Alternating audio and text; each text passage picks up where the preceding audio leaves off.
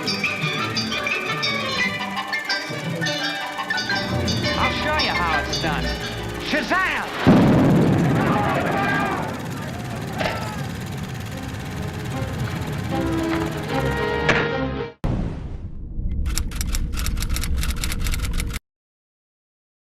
Hey, what's going on, YouTube world? Welcome back to our channel here at Underdeveloped, and today we are covering another episode of...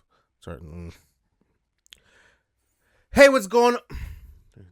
Hey, what's going on, YouTube world? Welcome back to...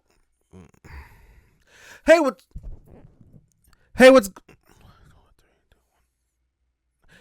going on, YouTube community? Welcome back to our channel here at Underdeveloped, where we review movies, we watch shows, we watch whatever. We do it all here. And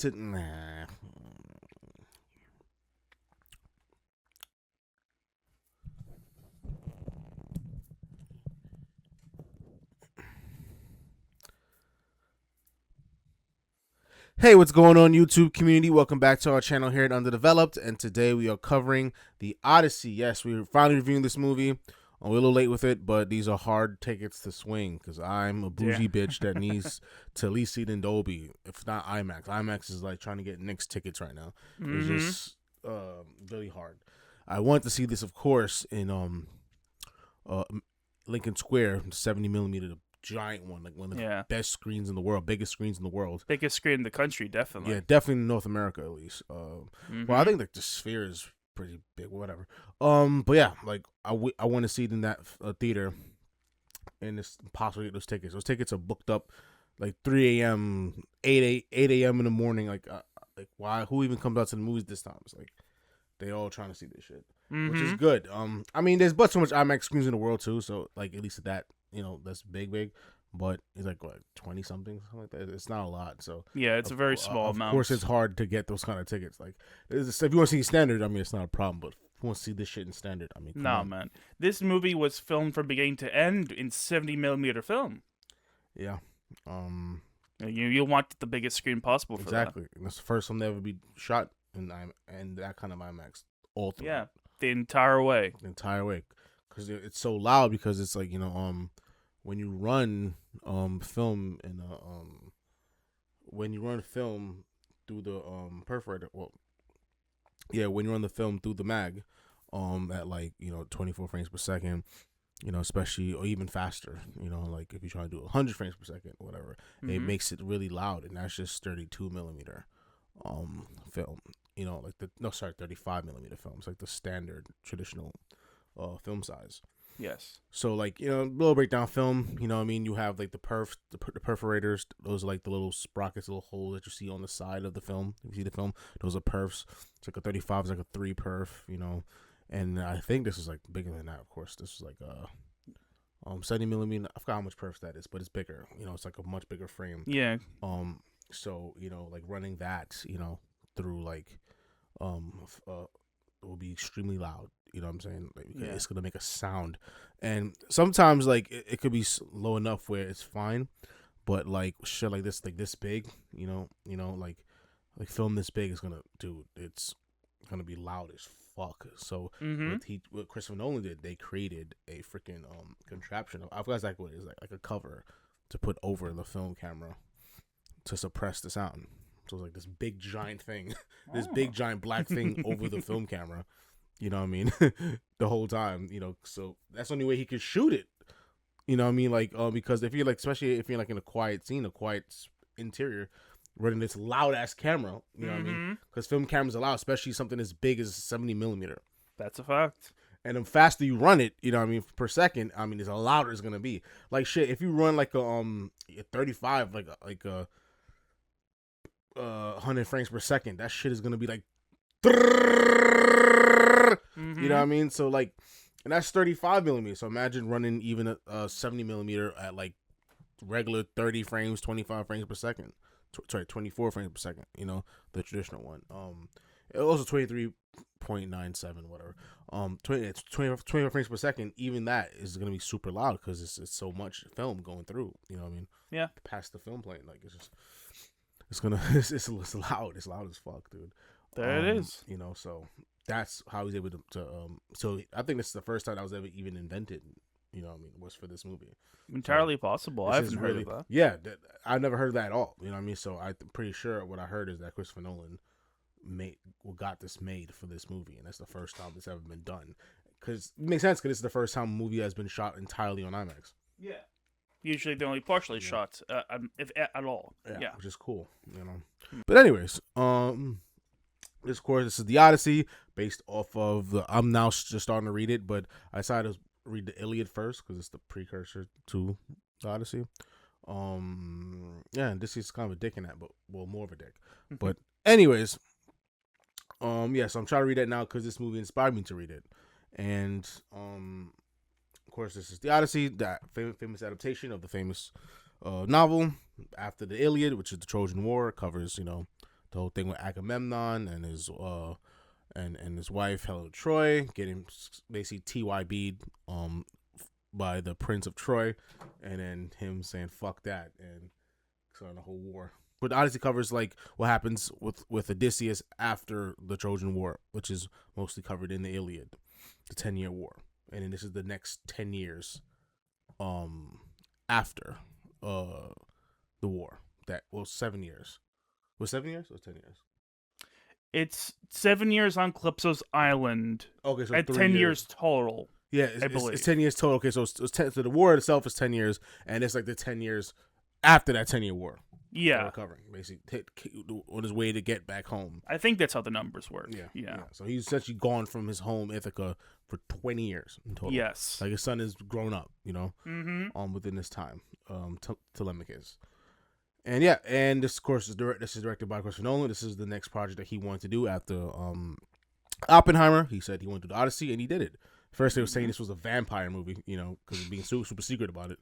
But that vampire movie ended up being Sinners, and now this is the Odyssey. Yes. And it finally came out. And Christopher Nolan, I mean, what needs to be said about this director? I mean, he's like one of the greats right now. He's one of the most impactful, successful, most sought out director in the modern era. He's at this point, he's listed among the legends at this point. I mean, everyone wants to be in his movies. Everyone. Yes. Like literally everyone. Like he's like that kind of guy where if he says, I want you in my movie, you're gonna do it, no questions asked. Yeah, like your profile is elevated just by being in his movies. Exactly.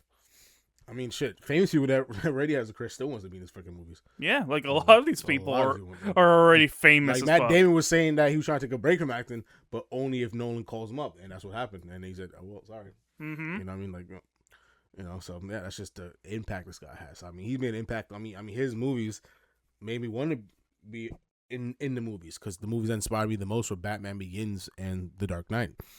Especially Batman Begins, because that changed the game for me. You know what I mean? Like, because I was a huge fan of Batman, I was a huge fan of superhero movies, and that movie just fucking blew my mind because I've never seen such a superhero movie so grounded. You know what I mean? And then he did a bunch of other great shit too. Like The Prestige is freaking cool. Interstellar is one of the best movies I've ever seen. You know what I mean? Like in terms of mixing the science of it all with the emotion of it all, you know what I mean, and tying it together so beautifully, and it also just looks amazing. That's a movie I want to see in IMAX. If they do a rescreen, that has to be seen on the biggest screen possible. When he's going through the wormhole and you see the space folding, you know what I mean? That shit looks fucking awesome, dude. It does. It shit looks real. It looks he went to these planets into space itself. Like it looks so he makes his film look so hyper realistic. Yeah, and like larger, but that makes it look larger than life. Because that's like the 2010s look when shit looks so real. Nowadays, shit looks so fake. You know what I mean? Yeah. Oversaturated. It's ridiculous. Even the James Gunn movie to me, like those look fucking like too cartoonish. You know what I mean? Actually, MCU kind of really started that shit. Like, but his movies too. His movies like Guardians and this Superman mixed with all the MCU movies, especially in the latter half. It just feels to me. It just looks so like animated. Like it looks CGI. Like it looks like expensive, but it looks like it doesn't look real. You know what I mean? It looks too colorful. It looks too like it looks way too CGI'd. And nowadays, a lot of movies are like that now. Like it's just, especially the superhero movies, like they just like it looks cheaper in a way. Like it just looks too. It's over reliant on CGI to the point where it looks fake. Like Nolan likes to do practical things as practical as he possibly can. You know what I mean? He only really does CGI when he absolutely has to. He has to. You know what I mean? Like the only time I could think of where he does it is for that football explosion on The Dark Knight Rises, because he didn't actually collapse the entire stadium. Of course, that would be extremely expensive. and dangerous, Yes. but mostly extremely expensive. That would have been the whole budget right there in that one shot. Mm-hmm. The explode entire field of the cave-in. I mean, Jesus Christ! Imagine the city cost. But yeah, of course, yeah, But even that looked pretty good though. But even it did. But even so, what I mean, like he goes as like for Inception, like he built a freaking spinning set. You know what Yes, I mean? he did. He's spinning only. Like, Yes, he literally he did. did that. That was real. You know what I mean? Like, Mm-hmm. and I think that's part of why people want to be in his movies, because his movies is a true transcendent cinematic experience. Yeah. You know what I mean? Like, and goes for this one. This film's gorgeous. The Odyssey. But anyway, let's get into the cast. So, Odyssey, of course, stars Matt Damon as the somewhat title character, Odysseus. Mm-hmm. And then Tom Holland as his son, Telemachus. Zendaya is Athena, even though she's high up in its cast list and she has like minimal screen time. Travis Scott, yes, he opens the movie. He is like he's like narrating, not narrating, but he's kind of just like he's like telling the story. Yeah, he is taking the role of potentially Homer or any other bard who would be telling this story. Exactly, a bard. That's exactly what he was, a bard. And Anne Hathaway as his lovely, loyal wife, Penelope. Robert Pattinson as the sneaky, devilish, and tenuous. Charlize Theron as Calypso. And Benny Safdie as the Agamemnon. Yes. Huge dick. And Johnny Bernthal, another dick, Menelaus. Mm-hmm. And Mia Goth as Melantho. She's the secret lover of Antinous and plotting against the queen. Himesh Patel, which should be much high up on his cast list because he's in way more of the movie than a lot of these guys. Mm-hmm. As Eurylochus. I forgot that name wrong, but he's pretty much was his like number 2 in the field. Yeah. And actually gave a shit about his men. Ryan Hurst as Mentor, training Mr. Tom Holland. Mm-hmm. John Leguizamo as Eumaeus, the blind the blind servant of Odysseus' family. Odysseus, yes. He's kind of like the house manager in a way. Yeah. Corey Hawkins as one of the suitors. Mm-hmm. Lupita Nyong'o as Helen of Troy, which is getting a lot of hate on the internet. Yes. People are fucking haters and racist. Because at the end of the day, this is fictional, but even so, probably people been doing this shit forever. Let's go through the track list real quick. Let's do fictional. Gods of Egypt. That movie came out years ago. It's all about Egyptians, which you have people like Brandon Thwaites playing Egyptians. Yes. We have Gerard fucking Butler playing a Greek god, Horus. We have another white guy playing Ra, the sun god. Like these are, I'm pretty sure the whole point of the religions create images of gods in their own image. So I assume Egyptians want their gods to look Egyptian, but we made them Irish guys. You know what I mean? We did. And British guys. And every time we do any kind of these other old world kind of movies and shows, they're all these British white guys. Yes. Fucking They'll speak of British accents even though they're not in Britain. It makes no sense. The great bunch of British guys playing Russians. Yes. That's another show. Hulu, great show actually. And then what we have? All those Viking shows, British people. Fucking I mean the list goes on and on. The Witcher, it's a Polish thing. British people. Yeah. Like in West Side Story, we have a Latino game, and they're all played by white people. Well, Rita Moreno, I think this was Spanish, but maybe her, but a lot she was like the only one. A lot of them are white. You know what I mean? Yes. They're just painted brown. Well, I know it's supposed to be Irish, and the other game was to be Irish though. Yeah, but one of the games is specifically Puerto Rican. Okay, and then you confirm that they were white. Yes. Okay. Well, yeah, I'm not surprised. That I mean, John Wayne playing Genghis Khan. I mean, I'm pretty sure he's not Asian, and a racist guy at that as well. I mean, yeah, that's probably the most egregious version of whitewashing. Movie. I mean, dude. I mean, like it's been happening. You white people been doing that shit forever. Absolutely. And you pretty much. Well, at the forefront of the film movement, you know what I mean? Because you had usher in the Hollywood age and golden era and all that shit. So it was mainly a white people's club. So you put white people in all these fucking movies. So you guys have had the front row to all these famous tales, all these famous. It is not all about you. The world's not centered around you people. You know what I mean? It is centered around fucking everyone. So you know what? We need some inclusion. So if we have to take some of your roles, then fuck you, eat it. Eat it. Take it. So saying all this shit is irrelevant. Whatever. Yeah, we could say Salvador, with black people playing Greek people, but so what? I mean, you know.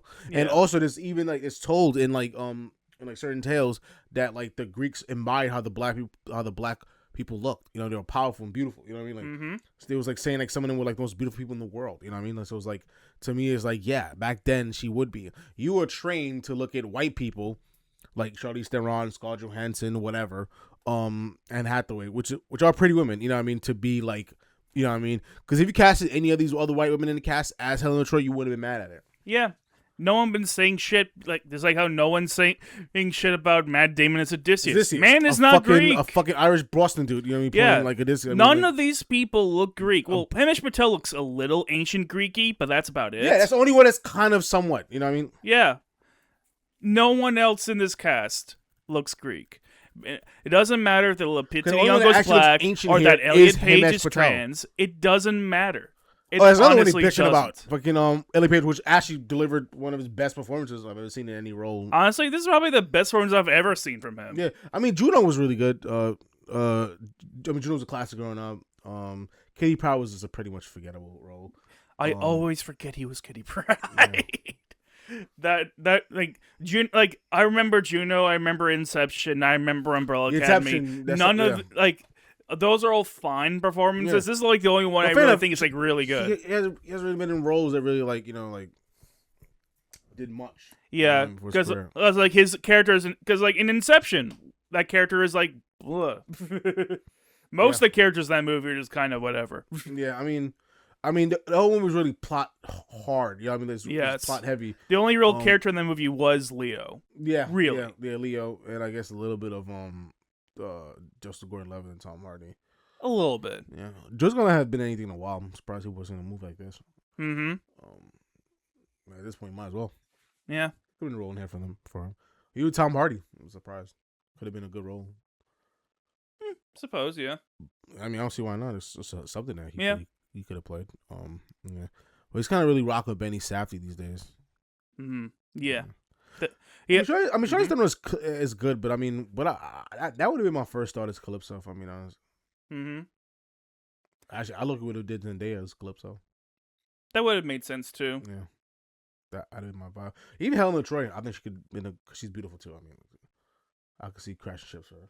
Mm-hmm. But you know what? I mean, I like that it went Lupita. Lupita has that ancient, you know what I mean, African tribal natural beauty. You know what I mean? Yeah. Like you seen it, she looked like a freaking made of like she like those ancient Egyptian sculptures. You know what I'm saying? Mm-hmm. I mean, there's a lot of movies she had a big scar on her face, so she wasn't that pretty then. But like, and when you saw it from in the early days, like in the prequel scenes, before the main, because it's different. It's because Nolan plays with continuity. Yeah. You know what I mean? So there's like one timeline where you see her in her natural beauty, mm-hmm. and of course in a more modern era, like and like in the 20 years after, she has a huge scar on her fucking face. With all fairness, it's not just a Nolan thing. The movie is told this way. That just is how the Odyssey is told. Oh, so out of order. It is happily collides with like the way it just sort of like it's kind of a happy coincidence that. Well, maybe that's why he picked it. Maybe he picked it because of that over the Iliad, or maybe maybe it's just a story that resonates with him more. It could be either. I mean, knowing him, maybe both. It kind of like Jon Stewart's kind of making this point where it kind of does tie into like the Odyssey in terms of like war. You know what I mean? Like mm-hmm. and like being part of like for example, like in Oppenheimer, you know what I mean? He didn't he just built the bomb, but he's responsible for all that death, you know what I'm saying? Yeah. That came from it, And then, but Matt Damon, he was involved in that shit. He fucking charged into a city, mm-hmm. you know what I mean, and slaughtered many people. Yes. Innocent people, you know what I'm saying? Yes. For really silly reasons. I mean, like, they didn't deserve mm-hmm. that, you know what I mean? No. Like... Troy didn't deserve to be destroyed, burnt to the ground. Exactly. That's a bit harsh. Well, fair enough, that was under Agamemnon's rule, you know what I mean? He didn't have no real right mm-hmm. to do that, because if he betrayed him, Agamemnon would have killed him, because that motherfucker sacrificed his daughter for favorable winds. Yeah, he did. So, He absolutely did. And Odysseus was in a place where he already pledged to aid Agamemnon if he needed it, and he needed it. But it wasn't even that. It's like, if he fucking takes it, like really reality is protect Telemachus, you know what I mean? Like, because mm-hmm. he's afraid he'll come for Telemachus if he you know what I mean? If he, yeah. I mean, Agamemnon definitely would. Exactly. So he's a wrathful guy. That's kind of his whole thing. Yeah, it's kind of like, you know what I mean? Like, I kind of have no choice. This motherfucker is dangerous. He sacrificed his own kid if favor wins. Like he's the king. You know? Like it is some truly fucked up shit. It's like I kind of don't blame Clytemnestra for killing him for killing their daughter. He's like the overboss. You know, he kind of oversees all the nations of Greece. You know, he rules Ithaca, yes, but you know, Agamemnon was kind of like the head. You know, yeah, like Agamemnon was is believed to be like the leader of the Mycenaean army. Yeah, exactly. So yeah, that's what it was. Mm-hmm. I would love to see Achilles in this movie though, but you know. Yeah, I mean Achilles did have a role in the original story, but that role was taken over by Elliot Page's Sinon over here. But Achilles actually fought in the war. Sinon was just like the person that kind of like tricked the Greeks into bringing not the Greeks, the Trojans into bringing the Sinon fought in the war too.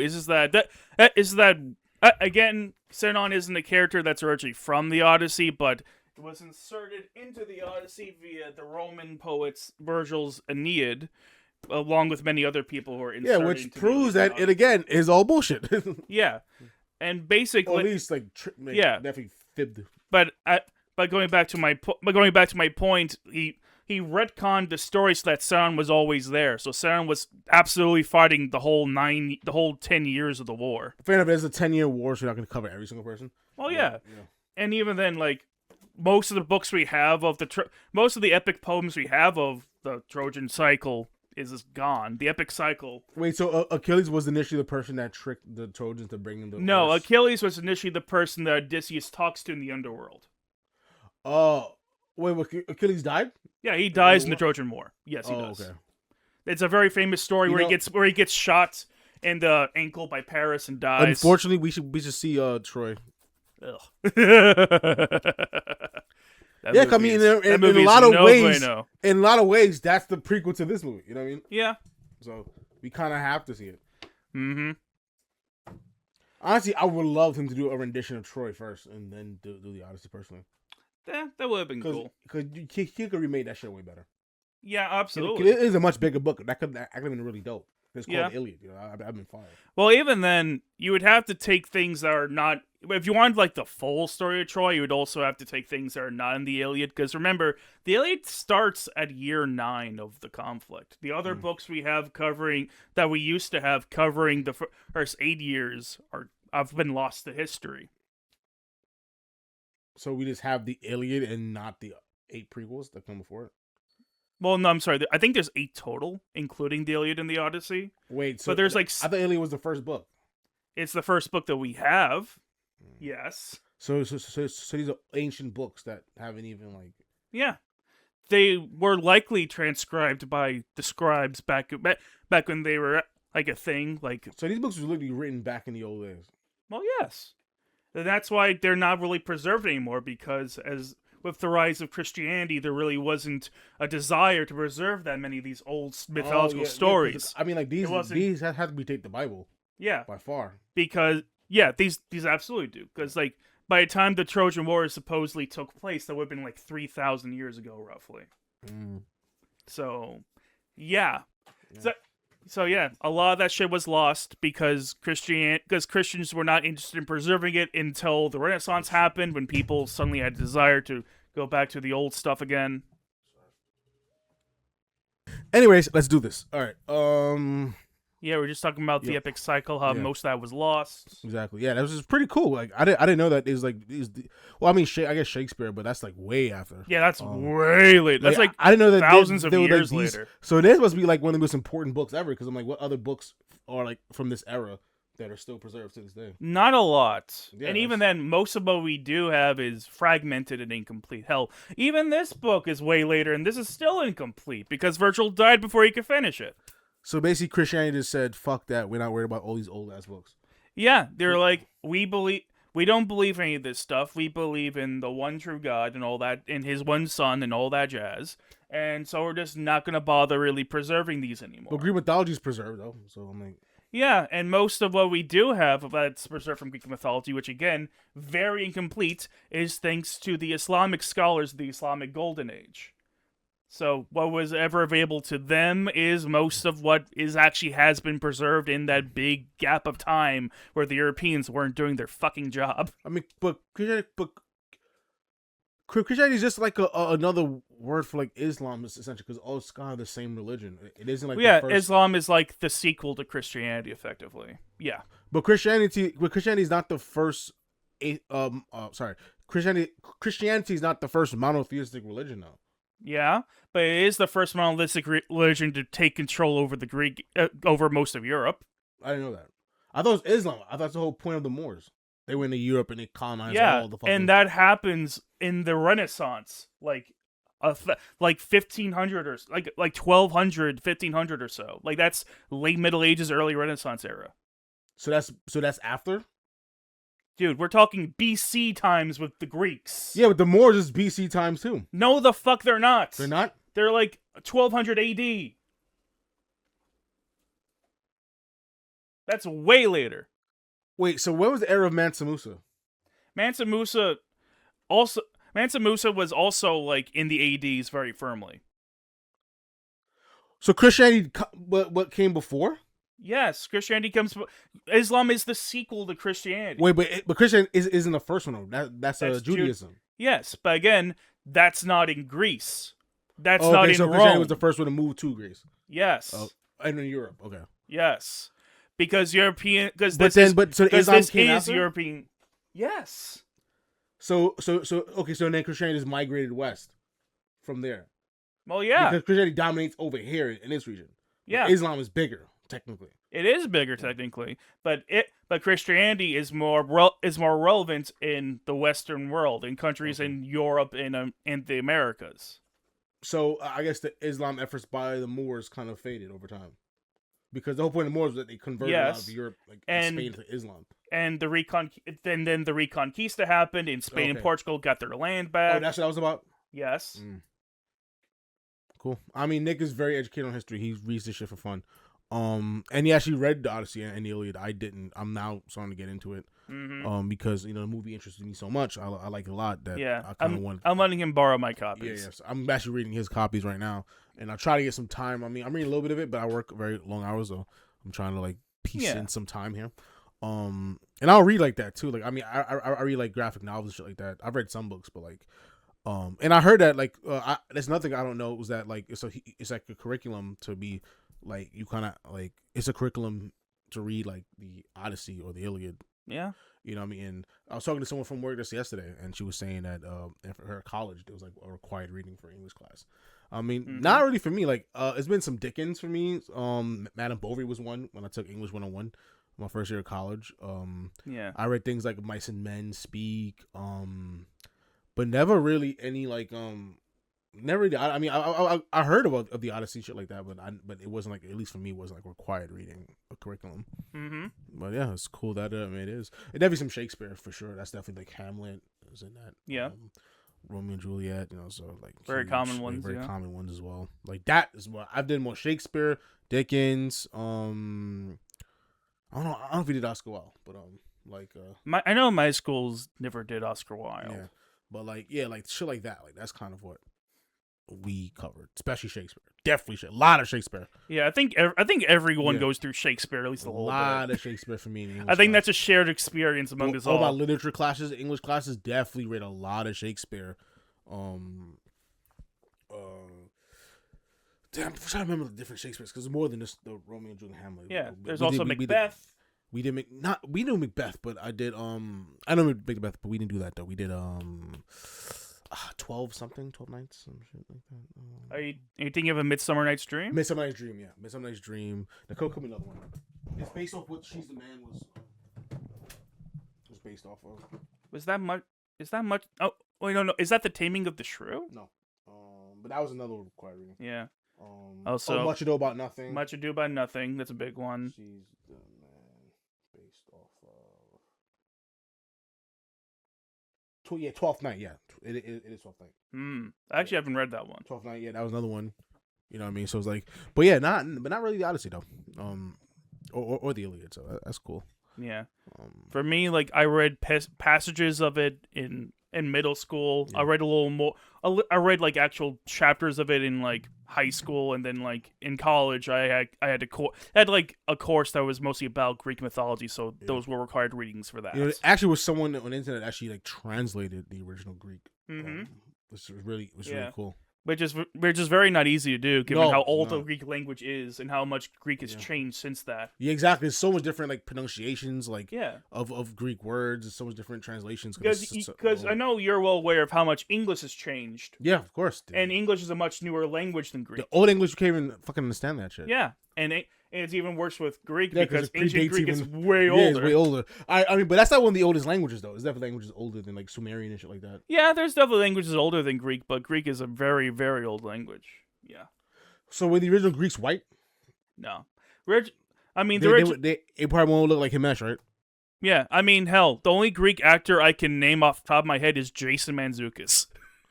Oh, yeah, that motherfucker's Mediterranean as fuck. Yeah, man, he's Greek. Yeah, he's 100% ethnically Greek American. Yeah. Stamos is Greek too, but Stamos is not really. People think he's not white like that. He's brown skin as fuck. Mm-hmm. John Stamos? Yeah, he's got a good tan on him. He's Greek, and by the time he's always looked at like brown. He's never been like he's never been like white like that. But we treat him as like completely white when he's like really tanned consistently. Because in the he's olive skin. Yeah, it's because in the last 100 years the meaning of white has shifted to include Greeks and Italians. Exactly, like even Italians, there are Italians that are fucking like straight up like brown skin. Yeah, and that's why all the Greeks in Assassin's Creed Odyssey have brown skin, because that's the skin color they would have had being out in the fucking sun in the hot ass Mediterranean. Yeah, the Mediterranean, and they're very close to Africa too. Yes, so they it makes sense why even like Lupita? Helen of Troy was Clytemnestra. Is that like a real name? Clytemnestra is the twin sister of Helen of Troy. I don't know why she's credited as Clytemnestra and not Helen of Troy. It's weird. All right, she was in the movie, right? Yeah, she's the one who kills Agamemnon. Right, but she wasn't the one with the fucked up eye. I was Helen. I'm honestly not sure. I think because in the movie she was Menelaus' wife, Helen. Yeah, Helen is Menelaus' wife. Clytemnestra is Agamemnon's wife. Yeah. It's very easy to get them confused. Clytemnestra. So yeah, because in the movie they kind of changed it up because in the books, Helen was Agamemnon's wife. But in the Odyssey, at least of what I've watched or what we watched, Agamemnon, that was the brother of Menelaus. Well, yeah, Agamemnon and Menelaus are brothers. Let me double check. And in reality, it was like the whole thing was, oh yeah, I'm gonna take my brother's wife back. But really, it was for him to seize control. It was for him to seize control of the trade routes. Yeah. Okay, so Helen, which is how war always works. Okay, so movie gets it right. It is Helen of Troy and Menelaus. Okay. Just had to do a quick double check because I get these two confused all the fucking time. Then why Helen of Troy gets all the beauty? They look the fucking same. Couldn't tell you. Right? Shouldn't have been both. You know, like, you would think so, but great. And why she has the cool name and she just has Helen? That's kind of bland. But anyways, okay, so yeah, so that's okay, so that is how it happened because I was believe that was Agamemnon's wife. Yeah, because that's Helen. What I was under the impression. Or maybe Troy fucked that up because I think that's how it was in Troy. Oh, was it? Let's double check that. I'm pretty sure that's what Troy was.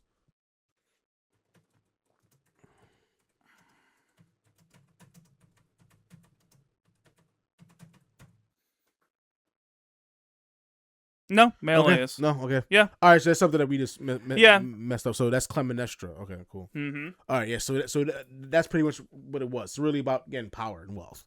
Yes. You know what I mean?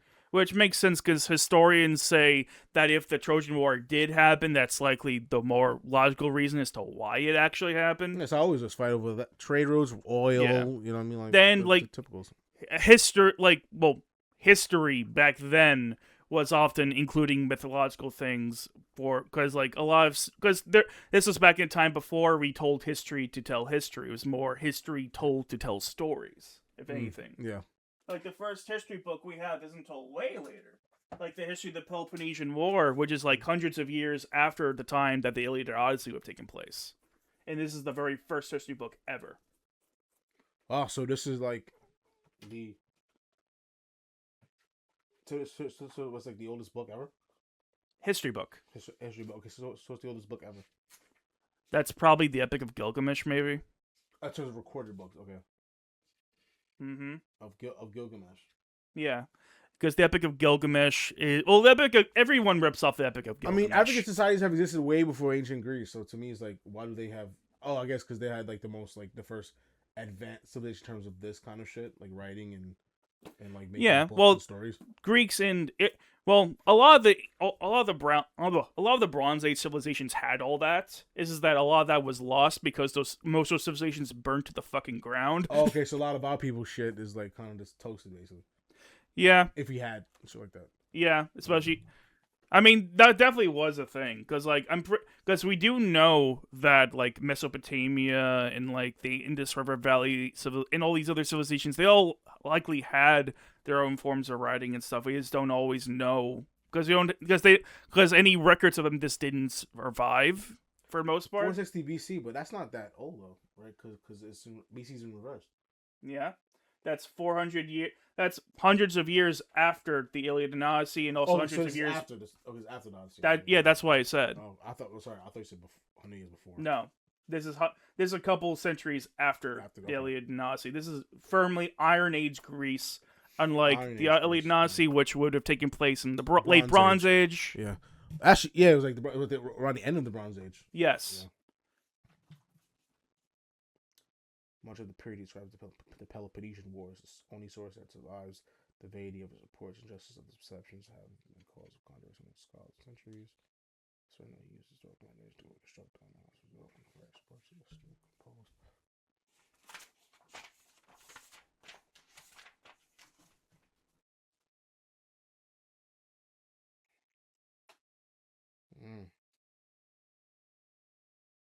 Athens and Sparta. Yeah, we did this. Yeah. Yeah. The Peloponnesian War, the war between Athens and Sparta. That's the first war we have a actual account of. That isn't just thoroughly mythologized. We should redo this movie though. Like really loyal to this. Have we ever done a Peloponnesian War movie? Well, we done Sparta. I mean, yeah, but that was like early Persian War that leads up to this. Okay. Well, we should do this then. Mm-hmm. Yeah, fuck it. I think no one should do this because I think Ryan Coogler's trying to do Mansa Musa. Mm-hmm. I think he got the rights to that.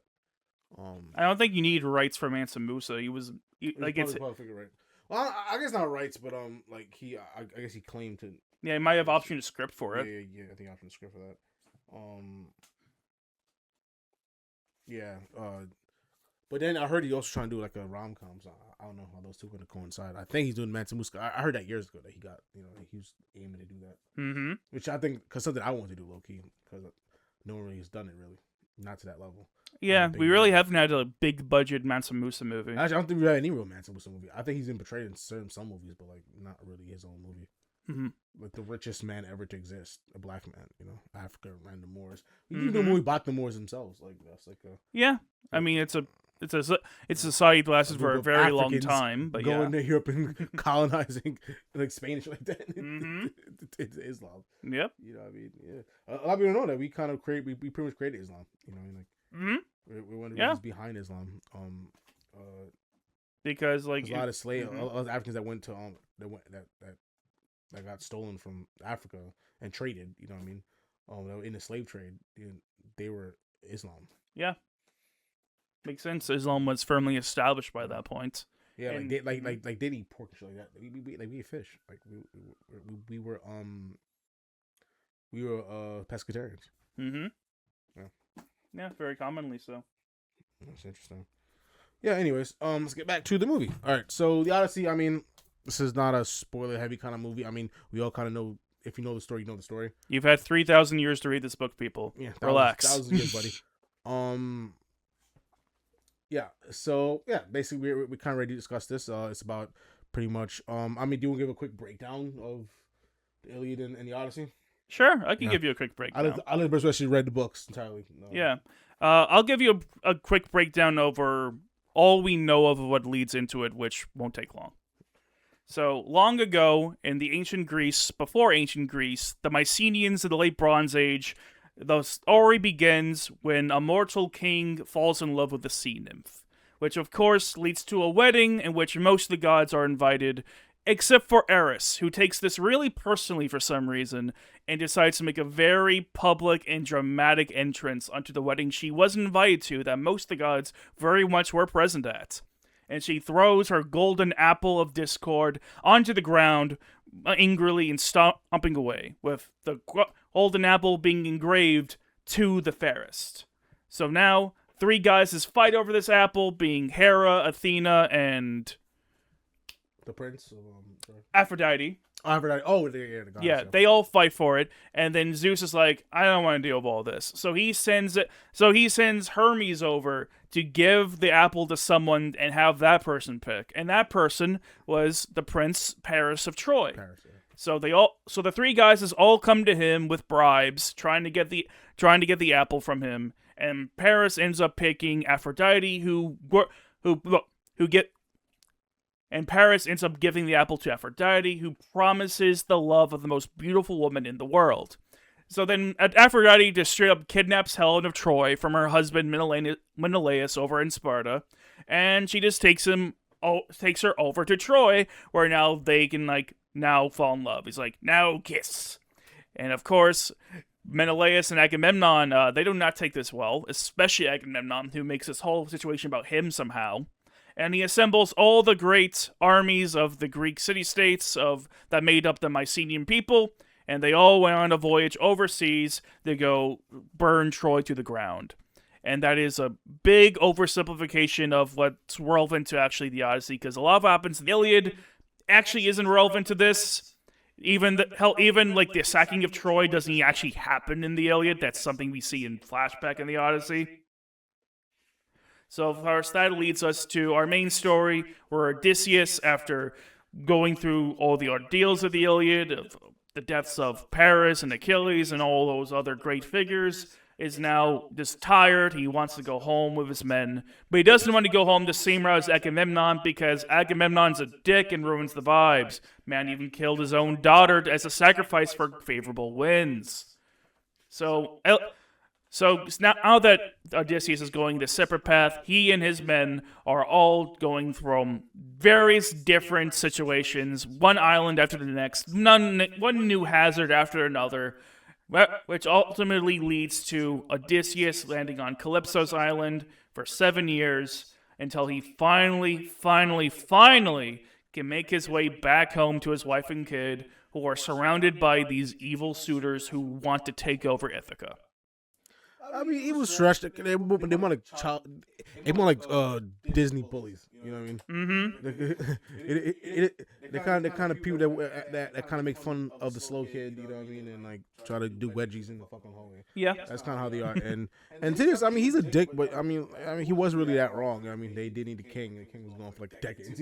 Yeah, you know what I'm saying? And he was. I mean, like, ain't like he could do a worse job. Well, I wouldn't even say that. I wouldn't even say he was right, because it's not like there was no one in charge all that time. I mean, Penelope, but at that point, you need a king to show strength. I mean, even though, but it was back in the day, so women couldn't be the ruler. You know, she was kind of holding it down. She was holding it down. Like she said herself, I sat on that empty throne for 20 years. Eventually leads to his return, and he sets things right. Yeah, very brutally, and he's even worse in the book because he killed the Mia Goth character, which is kind of. I mean, she was a little treacherous, but I mean, like, damn, like she deserved that shit. Yeah. Also, in the original poem, it's a lot less of an even fight. Like, in the movie version, they make a much bigger deal about Odysseus' honor, which is why he plucks the bow, and why the suitors fight back more in this version of the story. But in the original, he just kills him. He just goes in with his. But realistically, I mean, are they gonna sit this let them fucking just getting hammered? And yeah, and I love the whole thing with the lightning. Like, once he actually gets the bow, and he starts to fucking. Yeah, and he actually shoots it through the axes because kind of like Zeus's will, boom. Yeah, the whole thing about this is Zeus's law, and and the whole thing about Zeus's law basically is treat others as how you want to be treated, because you don't know if that person is a god. Yes, that is definitely part of Zeus's law, but also Zeus's law is also something. Also has laws of hospitality of how you're supposed to act. Yeah, true. Yeah. And Odysseus and the rest of his Greeks absolutely destroyed Zeus's law over with the Trojan horse thing. Yeah, exactly. They definitely did that, and he talked about that. That was a big thing. There's a whole thing, like, because it's like we're not the good guys, we're the assholes. Yeah, we broke a whole bunch of fucking laws. You know what I mean? Like, exactly. Like, and massacre these people. Yeah, in the eyes of the gods, the Trojans I let you into their home and you massacred them. Yeah, and then going home, a lot of this is just, I mean, his entire fucking army was fucking murdered. Yeah, it was because like he just kept pissing off the gods, especially Poseidon, and he fucking he straight up antagonized Polyphemus. And resulted in some of his men getting killed then, that really pissed me off. Because I'm like, you did not have to shoot Polyphemus in the fucking eye. You did not. Could have just fucking left. Yeah. Because first off, he was able to eat them because of your fault anyways, because you stayed in the cave. Like, they didn't want to go in the cave. Yeah. Like, I know the whole thing goes down very differently in the original poem, but at the end of the day, both things are results of the hubris and arrogance of Odysseus. So it's thematically still on track, even if the actual details is different. And he was the wisest one. He was, yeah, and he was the wisest one, and he was like most of the surviving works we have of like various retellings of the story in like different plays and stuff. He's almost always the protagonist or like a good guy. Yeah, he's a Greek hero. Yeah, but except for one of these. Not this one. In Sophocles' Ajax, he and Athena are actually the antagonists, which is actually very interesting because that's very rare for the time. At least when you consider the plays we do have that survived since ancient Greece. So his first edition of the Complete Greek Tragedies, edited by David Gren and Richmond Lattimore. It's published by the University of Chicago Press, starting in 1953. Interesting.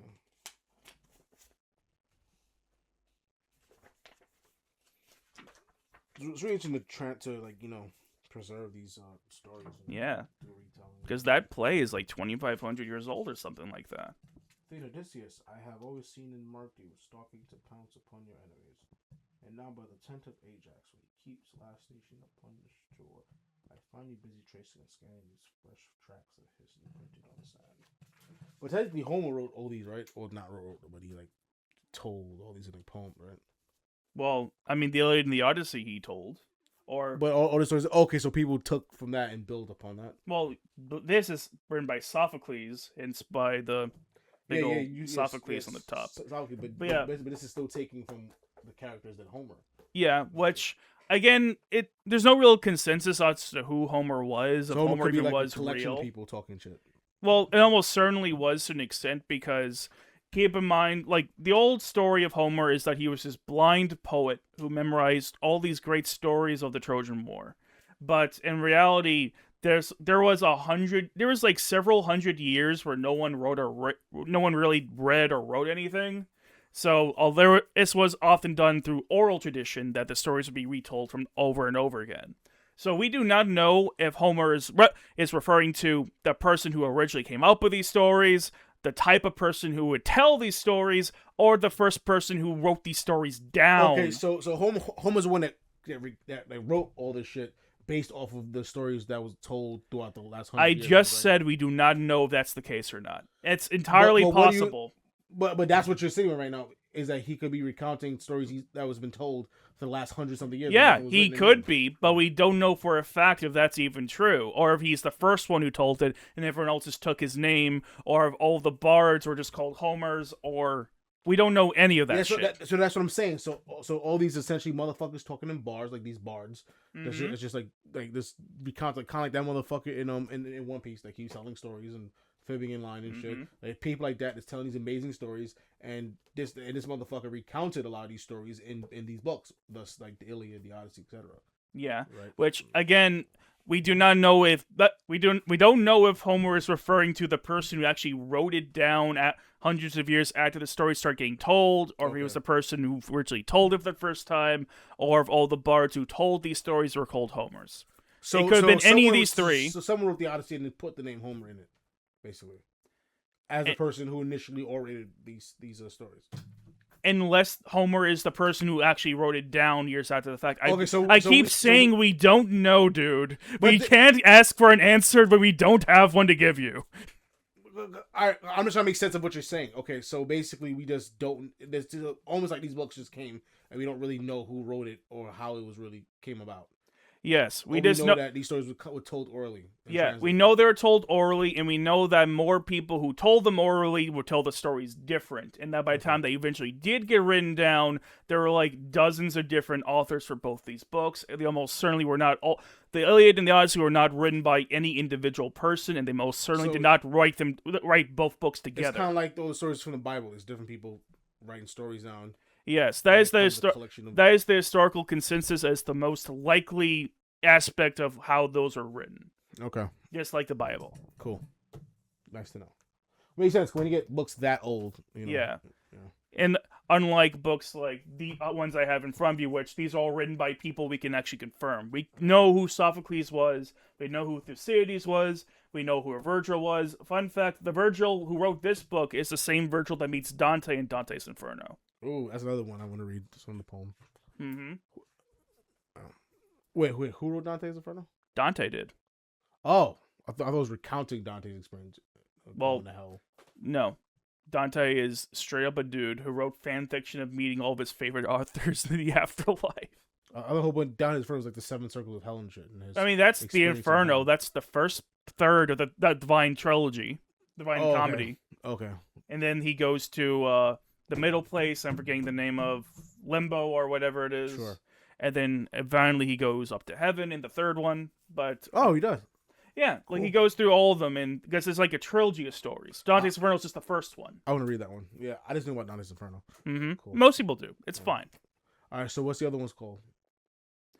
I know that together they're called the Divine Comedy. I don't know their names off the top of my head. Okay. I think they're all Dante's something, if I'm not mistaken. Cool. All right. Anyways, let's back to this. So, how do you feel about the Odyssey? Let's get fine to the coup de grace.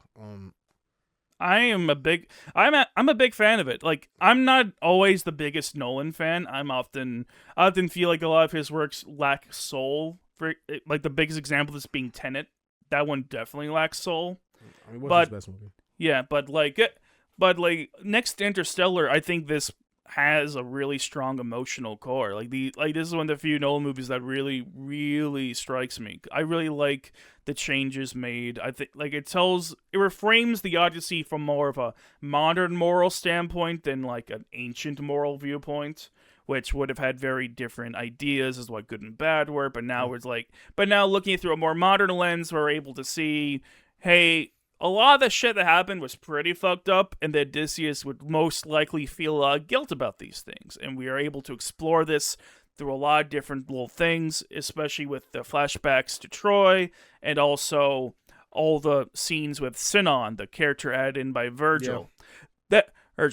Sinon's whole deal, the whole reason why he was even added in the Aeneid was to give Odysseus some regret. To add like little bit of flavor to his character, to add to it as someone wise and actually acknowledging that he was not perfect.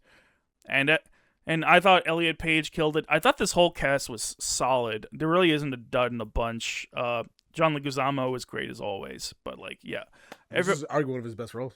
Yeah. I don't think that's a stretch at all. Yeah, really everyone here did good. I know Robert Pattinson's getting a lot of attention because of the meme, but I'm like, yeah. But Becca's out of here, please. Yes, but I don't think his performance is particularly a standout one. No, I mean I think he has better performance for his catalog. Oh, he was easy. Really good, though. Yeah, he was good, but I'm Robert Pattinson's done some great shit in his life. Yeah. But the last Foster's Kids has been really big for him. Mm-hmm. Yeah. But one thing I do appreciate about this movie is, even though it's mostly centered on Odysseus, which, I mean, of course it is, it's the Odyssey, a lot of these smaller characters who don't appear very much really do have impactful screen time. True. Elliot Page is Zendaya, and Benny Safdie are all and Lupita Nyong'o. Especially Elliot Page. All four of these people, they are barely in this fucking movie. together they make like 20 minutes of this 3-hour movie. And they're all super memorable. They all leave an impact because they're all important. And you always feel they're important. Yeah. Like, Elliot Page is important because of the emotional ties. Athena is important because she's like the only god that appears in this fucking movie. Lupita Nyong'o is important because, you know, that's mostly because she's Helen of Troy and also Clytemnestra. And then Benny Safdie is just fucking... Or Agamemnon's is aura-forming the whole time. OD. I mean, this is aura-forming, especially when he comes back a lot. This whole movie is fucking full of aura. But Benny Safdie, his presence alone with that fucking, the suit would look awesome. It looked powerful, strong. Yes. And it covered most of his face, but he seemed like a fucking, like, real Ares, like a god of war, dude. And that's kind of the presence that he had. Yeah, he does. You know? He absolutely does. And they you want to kneel in his presence. Yeah.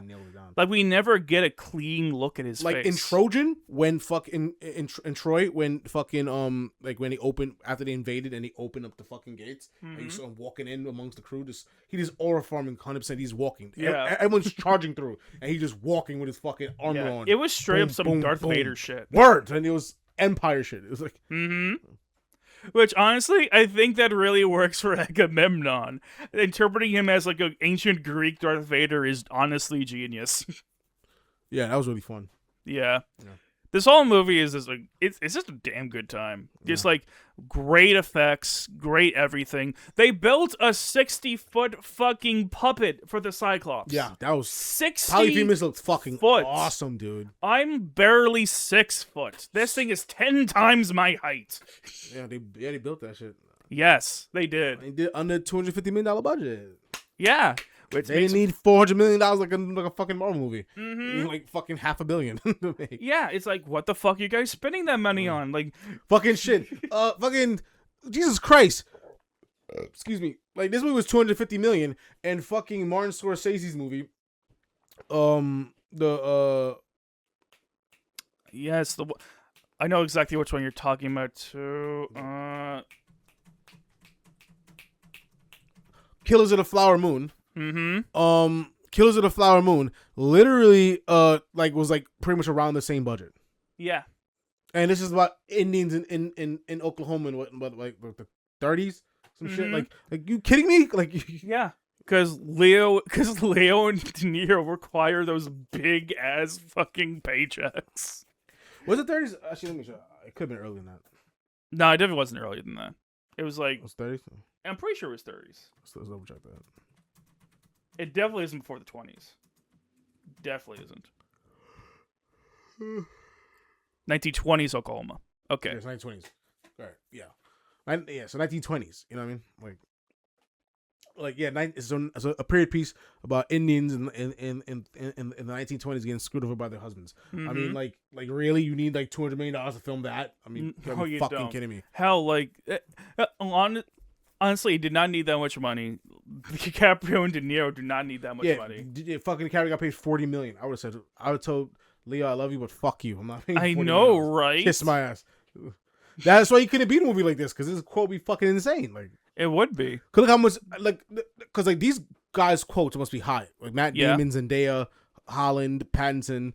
Admittedly, I can see a lot of these people taking a pay cut just to work with they had to. Yeah, because $250 million. I mean, that's the production value alone. Final the crews out, building the puppets, all these practical effects, all the costumes. I mean, like that has to be most of the budget. Come on, that's the most of the fucking budget. I mean, come on.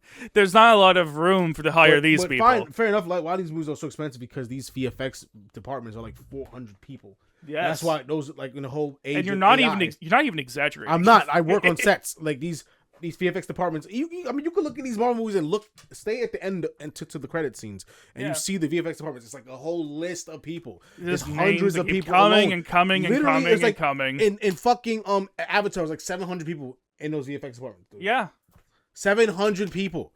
That's why, like, when AI comes about, their departments are getting cut quickest because that's what that's why a lot of money goes to. Yeah, these special effects, visual effects, dude. Like, a lot of money, dude. CGI people, they cost a lot of money because those departments are super dense, dude. And they're not protected by unions either, especially VFX. Yeah. Yeah. So, anyways, yeah. So this could be shot for $250 million. If fucking Dune could be shot for $190, I mean, bro. Yeah, it means Hollywood absolutely has a big budget problem. That's absolutely a fact. Yeah, that means like, because Apple doesn't only give a fuck. Apple just be throwing money. They do. Because like fucking even the Joseph Kosinski movie F1 that was like $300 million. It's like why? It didn't need to be. For a fucking racing movie? Are you kidding me? Like that movie made like $680 million. That movie, that's the best that movie could have done. Yeah. 680 is a lot of money for a fucking race movie. Yeah. Like, you know what I mean? Like, so if that movie was shot for like what it should have been shot for, like 150, 170, it would have been great. Yeah, that would have been very profitable. But no.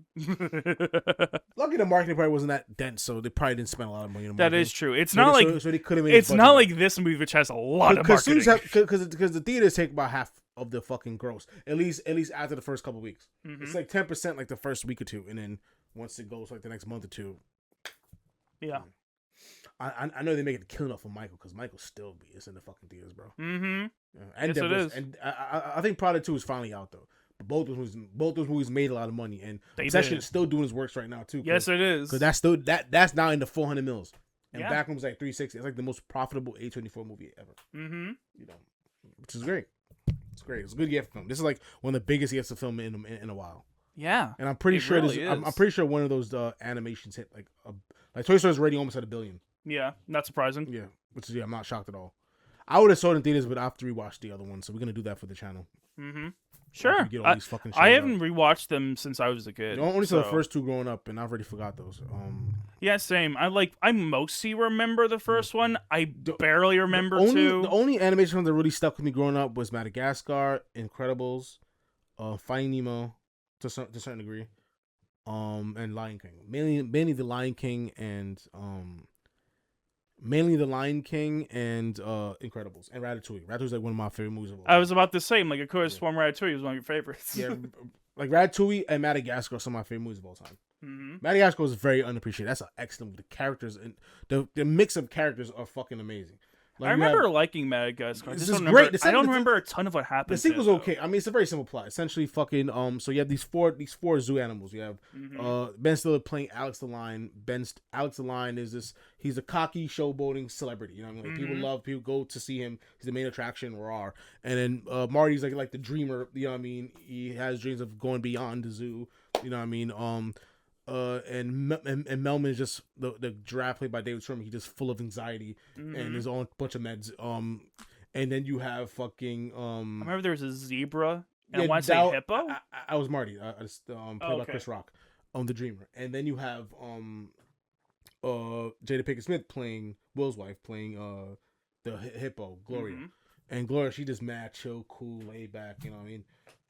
This is vibes out, eat food. She's chilling. There's not much to her. And then so essentially, so that alone is an interesting mix of characters.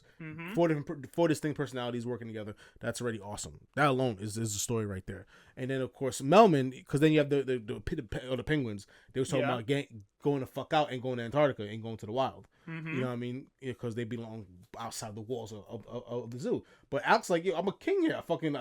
We get free food. We get taken care of. You know what I mean? Like we stay comfortable and we get entertained. But Marty's like, there's more to it than that. So he decides, and it's around his birthday time. That's his wish. So he sneaks out and he says, fuck it, I'm going to go to the wild. I'm going to follow the penguins and try to go to Antarctica. And then, of course, you know, they're his best friends. So they end up following behind him, trying to get him back. And they find themselves, like, captured. And then they're in these shipping crates. But then the boat fucking capsized, whatever else. And they end up floating to Madagascar. This island off the coast of Africa, whatever. Yeah. And then they end up meeting the King Lemur, you know what I mean, the whole thing. And Alex is fucking hungry throughout the whole thing, like, because he hasn't got a steak in a while. And this is a pampered lion now in the fucking wild. So his wild instincts come out. He almost fucking eats Melman. That's like one of the scenes I do remember. Yeah. Was he was about to eat him, and then he turns around and is like, hey, what's going on? And he starts counting the stripes. Yeah. That's literally like, you know what I mean, like his Alex's spiral. Like, acclimating to the fucking wild, you know? Yeah. That's great. That's essentially what the movie is, you know. And of course, it's the King Lemur, played by Sarah Batchin Cohen, and the rest of the fucking empire. You know? And acclimating to the island. And also with Fusa is something that always attacks the lemurs. But with Alex there is like they kind of trying to keep him there to be their protector. He's not gonna fuck with the lion. You know? Like, no, you'd have to be crazy to fuck with a lion, really. Yeah, especially with Fusa, you know.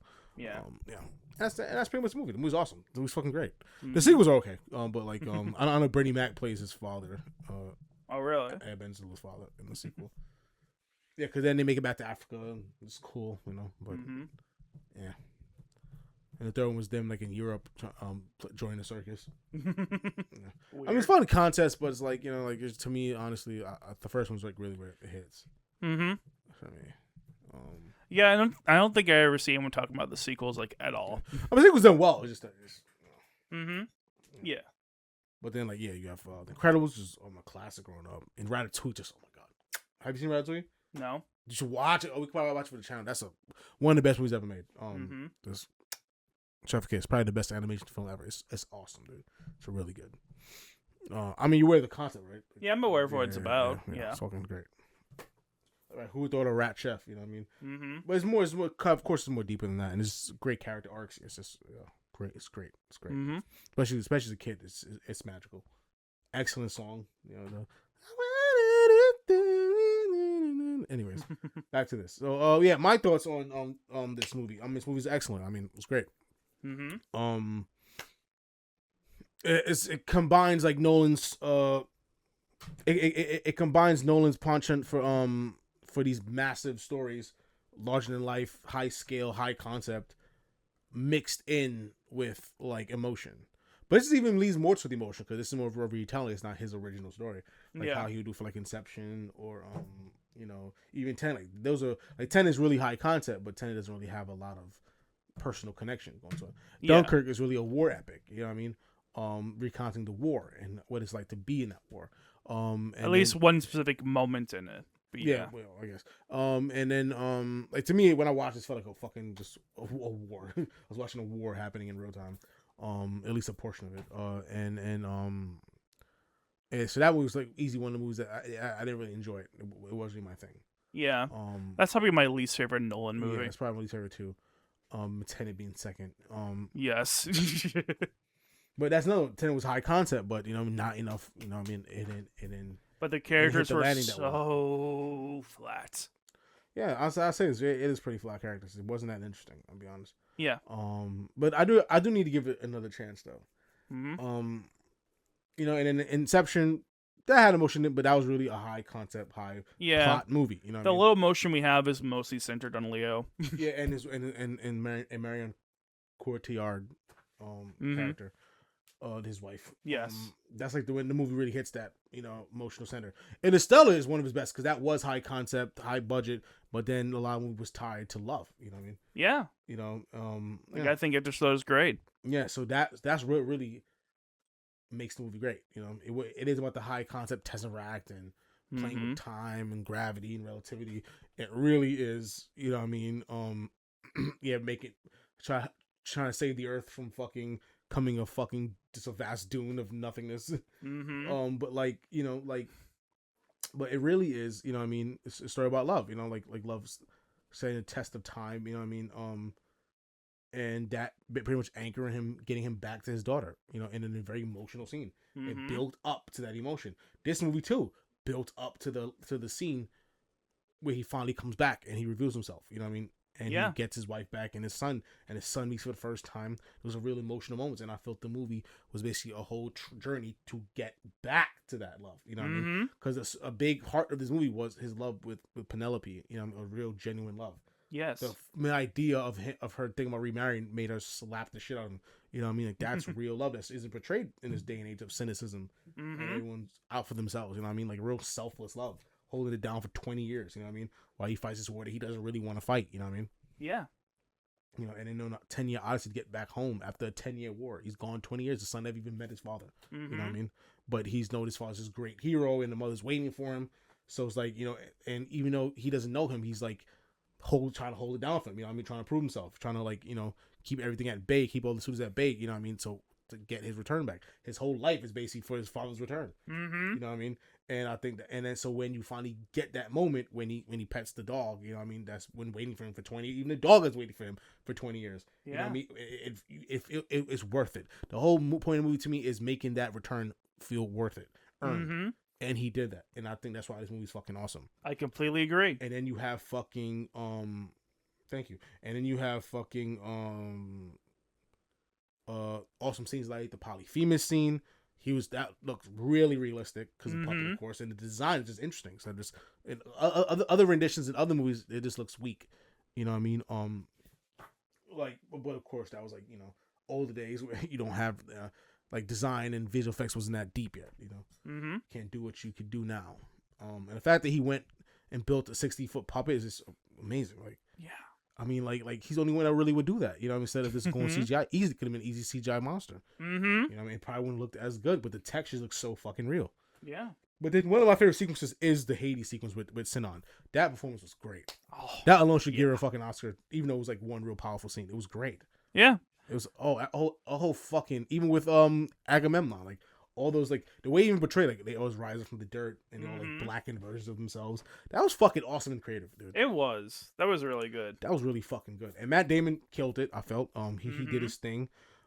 Tom Holland, this is probably has to be his best performance that he's done. It is easy, at least from what I've he's seen. He's really like most of his roles. Really, I'm sad that most of his roles is really just him doing American accent. Like, yeah. I mean, at this point, it wouldn't matter if he just went British and said, fuck it. Like, why not? Yeah. Yeah, he was really good. Corey Hawkins too slept on. He was really good as a dickhead tutor. Yeah, he was. Leguizamo, one of his best dramatic performances ever. He kind of toes the line between comedy and drama, and I think he definitely hit that drama mark. So if he is nominated for an Oscar, I would not be surprised. Yeah, Himesh Patel, he was good. He's very like underlooked, even though he's in most of this movie. He's in more of this movie, probably second or third to, well, no, I'll say it's Matt Damon, Tom Holland, and Anne Hathaway. Yeah, and then Hemish probably, and then Hemish, and then somewhere as Pattinson. Yeah, because like so many of these people. And Leguizamo. Yes. And then we have like the rest of this cast who are in this movie for powerful minutes scenes, at a time. powerful scenes, powerful moments, but not really that much screen time adds up to. Between Charlize Theron, Lupita Nyong'o, John Bernthal, all had powerful scenes. Mia Goth is way too talented to have the kind of she was like so forgettable in this movie, in my opinion. Not bad performance, just forgettable because of like compared to everyone else. There's just so much going on, and she's such a minor ass character. Such a minor character to me. She has that big moment that she's one of the most talented actors here. You know what I mean? Yeah. Like we've seen greatness Pearl from is her. one of the greatest performances of the 2020s. Easily. She was incredibly overlooked. Incredibly so. Also Samantha Morton, excellent. Samantha Morton, excellent fucking scene with her being the witch Cersei. That fucking she turns all his men into pigs. You know what I mean? Like that's in a way they did it too. Like very almost creative. Seamlessly, very creative. Yeah. Because like this is what makes Nolan such a legend because he makes these masterful films that's as practical and interesting and high concept as can possibly be. Because the films are the filmmakers' medium. You know what I mean? It's not the actors' medium. It's how the filmmakers put things together. And of course, the director does but so much. You need a whole team. So you have to give props out to his DP, legend Hoyt Van Hoytema.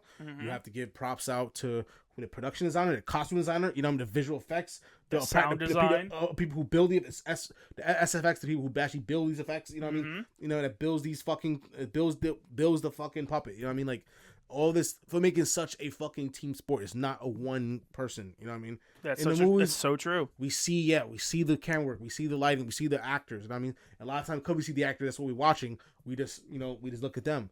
But it's so much more than the actors. Actors are probably the most crucial piece to it because they're the vessels to getting the message out. But everything immerses you into the cinematic experience from all the mise en scène. The mise en scène is all the fuck. I'm used this word before in other videos.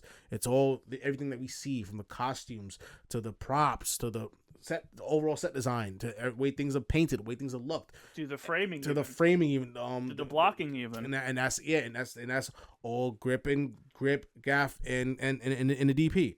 You know what I mean? Putting all that together, making everything, shaping the light, getting the camera operators, like getting the angles, the focus pullers to make sure everything's in focus. You know what I mean? And this must have been hard to fucking to pull in focus because fucking Nolan has a big fucking contraption, a silencer over his fucking big ass film camera. So the eye line couldn't even be fucking. So actors couldn't even meet each other at their fucking eye line. Like he had to make a fucking reflective piece coming off of that contraption, off the camera, so they can actually see the eyes of the character that they're looking at and acting towards. You know what I mean? Because it's so big, it took so much space. So imagine as a focus puller having to work on that too. You know what I mean? Like, that couldn't have been easy. That's insane. You know what I mean? Like, So yeah, so you have to give props. Everyone did their thing, man, and I think this is gonna be a sweep. It's probably not similar to fucking Oppenheimer, probably even more so because I think this is better than Oppenheimer. I agree. I think this is much better. Oppenheimer was better on the second watch though for me, but it definitely was like not that hype of. They kind of overhyped that movie. This movie is a very simple movie that was made into this huge deal because it turned to the Barbie and it was a Nolan film. Yeah, but it was good though. You know what I mean? No, it was. But it wasn't that good the way people made it seem like. You know what I mean? Like this movie's actually really good. You know what I mean? Like, it's so good. It actually has rewatchability to it. I watched myself watching this again. This is the first movie. This is the first time I seen the movie. I rewatched the movie in a while that I recently watched in theaters. Like, I rewatched it, and now I'm trying to read the books. That's telling you just how good this movie is. Yeah. And I think I've said my piece. What about you? You good? Mostly. There's like a couple little things I want to say just because I thought they'd be interesting to say. Sure. Apparently, as much as we're praising Tom Holland, apparently he thought for the longest time that he was doing a bad job because Nolan would cut after every 3 minutes or so. But then he learned, no, that's just how long most film cameras go. It's 3 minutes. Yeah, dude, if you run a film camera at like the highest rate per second that can go, that shit could take seconds. Easy. Seconds to be done in a whole Easy. roll. Like, you could go through, like, this was like 100, it was like miles and miles of film footage that they've used for this film. Like, you can go through 11 fucking film rolls a day, dude. Easily on one day of shooting. 11. A lot. Yeah. Right. There's so much film that was used to make this movie. That's why we don't do films anymore, because it's so impractical, because you have to always fucking have to reload all the mags, you know what I mean? Yeah. Lots of them probably have a lot of mags pre-rolled, but still, like it's going through like 10, 11 mags a day. That's expensive. It is. And they get it processed and converted to digital. Yeah. You know? And all that's assuming nothing bad happens to the film that will destroy it. Exactly. Which is very easy to do. It's very easy because, first of all, film cannot be exposed to light in any circumstances ever. No. Because I had to train for that when I was practicing for the test. Like, you cannot, you have to do that shit in complete darkness, or you have to do it over a tent where you can't see shit. You just have to move your hands. And exactly. You can only put film up to light after it's already been developed. Before that, you'll just completely ruin it. It's going to ruin it. You cannot be exposed in any circumstance. So it's a delicate process to reload film. That's why those people are getting paid a lot of money, and it's becoming like a really important job. You know what I mean? Yeah. Exclusive job, because not a lot of people are doing it like that. Because I said, most people are doing digital these days. Yeah. Like, no one's one of the few auteurs, you know, that's still using film. Of course, all the legends still use film. Like, well, I know Kugler used film for his last movie for oh, really? For Sinners, yeah. It's the whole thing. Oh, we didn't see that together. But yeah, I was talking about that in the theater. But yeah, that's like a whole thing. They did 70 70 millimeter. Yeah. Yeah, that's why it looked so big when you. I don't know if you saw it in AMC, but like I did. Yeah, that's why it looked so big. You know what I mean? But he, unlike Nolan, he didn't do that for the entire movie. That's why the aspect ratio changed a lot. Yeah. But some people saying it could have been like narrative reasons. Yeah, because it felt intentional. When we talk from one to the other. I don't know. I don't see there's a need to fucking have to keep going back and forth between aspect ratios. Like, why? You know. But anyways, I mean, it matters, but yeah, that didn't really hinder the film at all. That film also was good, but it kind of like, but it was a beautifully like looking filmed movie. Yeah. But in terms of story, I mean, like, I think it falls apart real. I think it falls flat at the end. For sure. It's a great build up, but he's good at this like that. Like, he's a great build up. Same problem I had with fucking Get Out. Excellent build up. The last act just goes too fast and it falls flat on his ass. Yeah. Yeah. Because you built the concept so much that you're not really thinking about the landing. But I still praise the originality though, so that alone gives it a high raise. Yeah. So the good part of the movie is interesting, original concept, and black. You know what I mean? That also collaborated into a whole thing. Like, you know what I mean? Like, made such a big thing. You know? Yeah. Which I don't hate on it, you know. That's just my objective opinion. But anyways, let's get into scores, unless you have more to say. I have one last thing, which I think it's just a funny little thing that I've been seeing, because we live in a really weird time, because I read Dune before Dune got really popular. So now that we live in this strange time where both Dune and the Odyssey are in people's public consciousness, people are like coming to the mass realization, like, wait a minute, Paul Atreides is this descendant of Agamemnon? What? I think it's just really funny to see.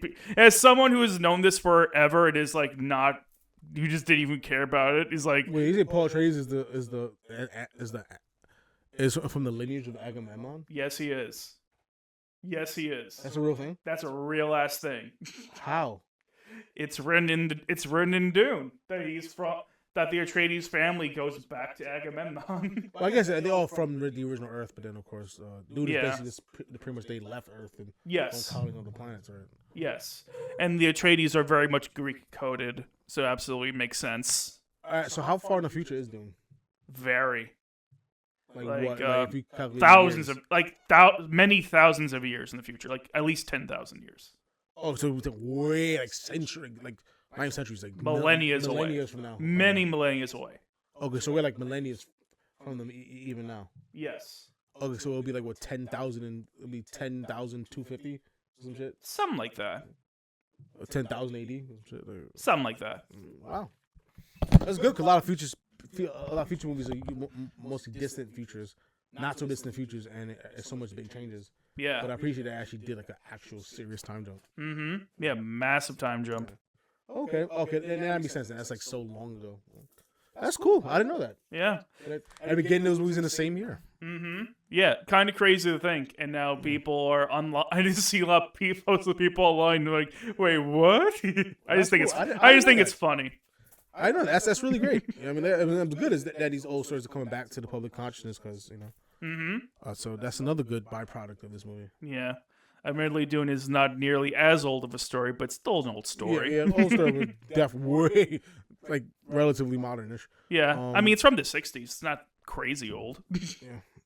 It's like, my dad was around. Oh, no. He probably was, like, if it came out early 60s. Yeah, it came out, like, I want to say 64, maybe? Before my dad was born. My dad was born before that, so... He would have been alive to read Dune. Well, he would have been a child to read Dune when it was new, if he could. All right. Scores. I'm thinking I'm getting this movie a nice 97. Same. 96, 97. That's exactly how I'm feeling. Very high. There's no real... No flaws really. Yeah. For what it is, I mean, he done the best job that can be done. Yeah. I mean, it could have probably improved in some areas, I guess. You know, if you could have maybe told some things different. I don't know. But overall, like... I guess the narrative alone. I mean, the narrative he does like the traditional Nolan thing, but then you be saying that like it's really like that's just how the story was told. Yeah. So then I mean, you don't really need to tell it linearly. You know what I mean? So it's like it also kind of makes sense not to do that because it's kind of like a weird 20 years, 10 years. He's like trapped on an island, not trapped, but he's like stuck on an island with Calypso. Like having visions and So it's a whole trip. Pretty much a whole trip fest. And so that it kind of makes sense to kind of recount the war, you know what I mean? Like, so it's like going back and forth. It kind of works from the narrative until you build up. Yeah, you know what I mean? Like I see why he has Odysseus actually eat the lotus because it makes it make even more sense that he's remembering it because he's remembering at the same time that he is. Yeah. So even that, and if you're watching the second time, to me it's even better. So to me it's like that.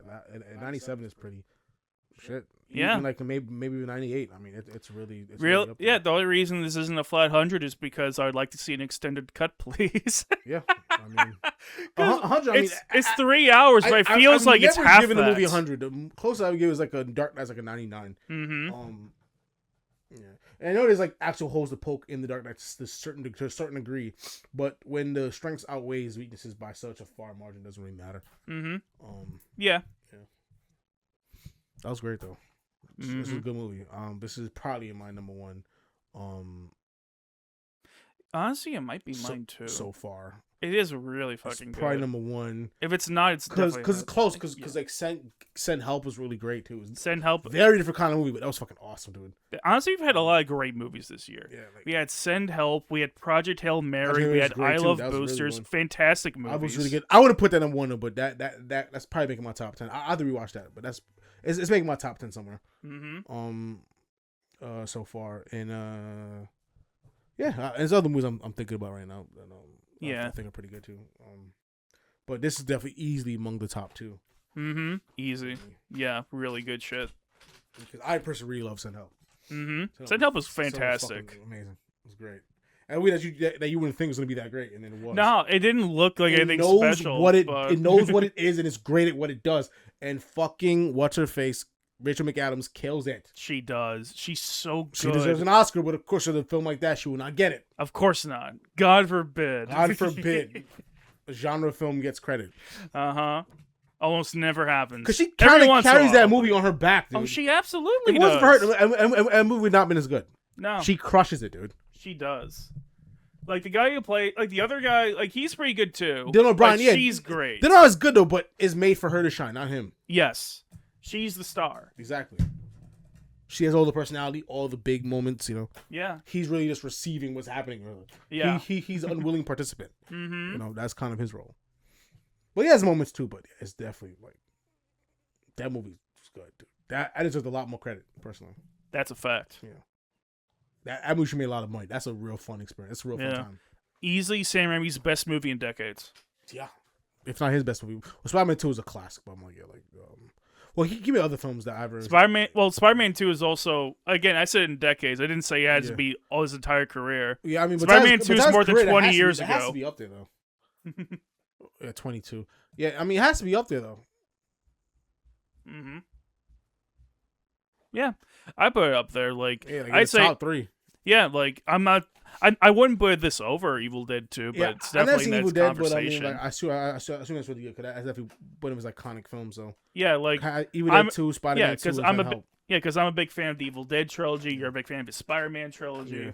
Yeah. Mainly 2, but I mean 1 is good too. One is a classic. Third is... I like third, but third does have a lot of problems with it. Yeah, third is the most uneven. It's problematic, because that was like the introduction of like an overstuffed film. It was, it was but that was like one of the best rollouts of any movie I've ever seen. Mm-hmm. The marketing that actually was getting high critics. That probably made like $2 billion. That movie was like the thing to see that summer in 2007. It was everywhere. I never been so anticipated to see a movie in my fucking life. Mm-hmm. I was like, I am seeing this shit. Yeah. I was waiting for that movie for fucking months. Mm-hmm. That was everything to me, dude. But anyways, that's that. Thank you for listening to our long rambling. This was very fun. Mm-hmm. Probably the most fun I've had doing a review in a long time. Yeah, this was a great review. This is a great review. I had a lot of fun. Yeah, this is great. And yeah, if you haven't watched the movie, watch it. If you watched, we kind of spoiled this movie, but also it's a book that's kind of out there. So yeah, it's an old poem, so you can't really spoil this kind of movie. Yes, because the movie's kind of loyal to its source material to a certain degree. I mean, it's not completely loyal, but it's loyal. It's loyal enough. I'd say it's loyal enough. Yeah, because there's not a crazy amount of changes, and the changes that are made mostly make sense. Yeah, exactly. It makes sense to change, but it has changed because Odysseus definitely has different characteristics. Odysseus is of different. He's way more contemplative. You know what I mean? Still foolish, but he's way more contemplative. You know what I mean, of everything that's happened. But we live in a more self-aware environment where it's like, that thing is not okay that you did back in the days. It's not cool. Yeah, and we kind of acknowledge that. You know what I mean? Mm-hmm. And the diverse cast, you can hate on this film as much as you want. This film is still great. This film is still going to do great things. Yeah, it is. And having Travis Scott be our bard narrating this story, I probably wouldn't have went with him, Rob. I probably went like Nas if you wanted to do like a rapper. Mm-hmm. Tupac would have been great if he was still alive. He'd have been amazing in that role. Yeah, but but having a rapper in the role does make sense. Why not? It's poems. Yeah, it's poetry. It's poetry that was likely accompanied by music, and isn't that basically what rap is? Yeah, I mean, when the dude translated the original translation, the original Greek, he was doing it in song form. Yeah, because it's essentially a song. Yeah,